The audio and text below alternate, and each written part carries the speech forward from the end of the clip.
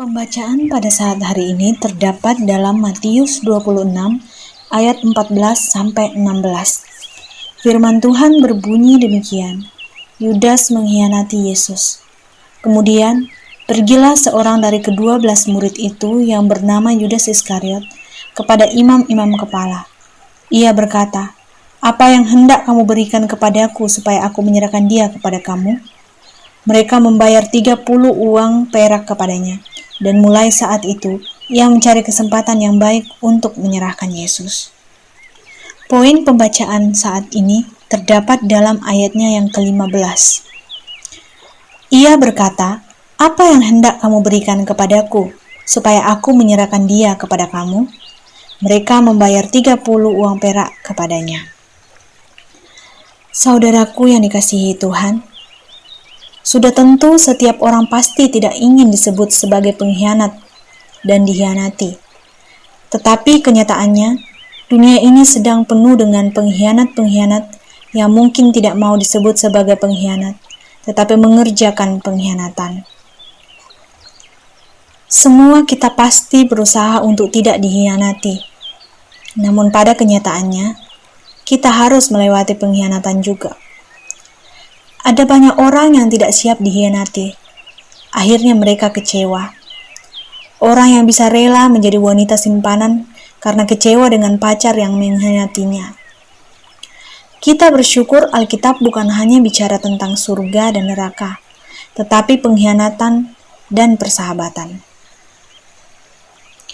Nah, adapun pelajaran penting yang bisa kita terima dari ayat bacaan ini adalah, yang pertama, pengkhianatan bisa saja terjadi dari orang-orang yang dekat dengan kita. Tuhan Yesus dikhianati bukan oleh orang Farisi, ahli-ahli Taurat, tetapi Tuhan Yesus dikhianati justru oleh orang yang dekat dengan Tuhan Yesus sendiri. Oleh sebab itu, saudara, siapkan diri untuk menghadapi kenyataan yang paling buruk dalam hidup ini. Ketika orang yang terdekat dengan saudara menyakiti hati saudara melalui pengkhianatan, jangan langsung kecewa, lari dari kenyataan hidup, jangan berontak lalu berkata Tuhan itu tidak ada. Tetapi ingat, pencobaan yang kita alami tidak pernah melebihi kekuatan kita. Kalau Tuhan izinkan ini terjadi, pasti ada maksud terbaik di balik semuanya. Mungkin saat ini saudara belum memahami, tetapi sadarilah bahwa setan bisa memakai siapa dan apa saja yang mau dipakainya untuk membuat saudara mundur, kecewa, dan akhirnya lari dari Tuhan. Dan salah satu cara yang sedang dipakainya adalah dengan mendatangkan pengkhianatan dari orang yang dekat dengan saudara. Poin yang kedua yaitu, pengkhianatan bisa terjadi tanpa sebuah kesalahan. Ketika pengkhianatan terjadi, saudara tidak perlu berkecil hati, karena Tuhan Yesus juga tidak berbuat kesalahan terhadap Yudas, namun dikhianati. Bisa saja saudara tidak pernah berbuat kesalahan apa-apa, tetapi tiba-tiba orang yang saudara tolong, orang yang sangat dekat atau tahu rahasia saudara mengkhianati saudara. Orang bisa saja di depan saudara berkata-kata manis, tetapi menikam saudara dari belakang. Jika itu terjadi, ingatlah, pengkhianatan bisa terjadi tanpa sebuah kesalahan, tetapi tegarkan jiwa dan bilang bahwa Allah adalah hakim yang adil. Dan katakan kepadanya, kalau memang saya salah, tegur saya lewat hal ini.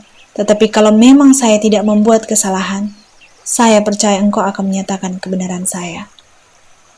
Poin yang ketiga yaitu, di balik pengkhianatan justru ada rencana Allah yang indah bagi orang-orang yang percaya. Ingatlah, manusia bisa saja mereka-rekakan yang jahat kepada kita. Tetapi Allah telah mereka-rekakannya untuk kebaikan. Karena justru lewat pengkhianatan Yudas, ada salib, kematian, penebusan, kebangkitan, dan lewat kebangkitan, ada karya Allah yang besar untuk menjemput kita bersama-sama ke surga, supaya di mana Tuhan Yesus berada, di situ pun kita berada. Saudaraku, ingatlah, di saat engkau mengalami pengkhianatan, namun jika engkau tetap tegar dan mengampuni, maka ingat, Allah dapat mengubah kutuk menjadi berkat dalam kehidupanmu. Jangan biarkan pengkhianatan membuat hidup kita menjadi mundur. Tetapi percayalah, waktu kita tetap hidup dalam kasih dan kebenaran, maka pengkhianatan itu tidak akan pernah bisa menghambat, tapi justru akan membuat hidup kita mengalami kemajuan setiap hari. Haleluya. Kiranya firman ini memberkati setiap kita. Mari kita berdoa.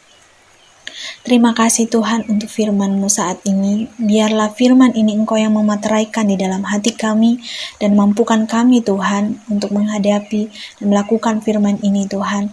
Juga Tuhan kami serahkan doa kami ke dalam tangan kuasa-Mu. Amin.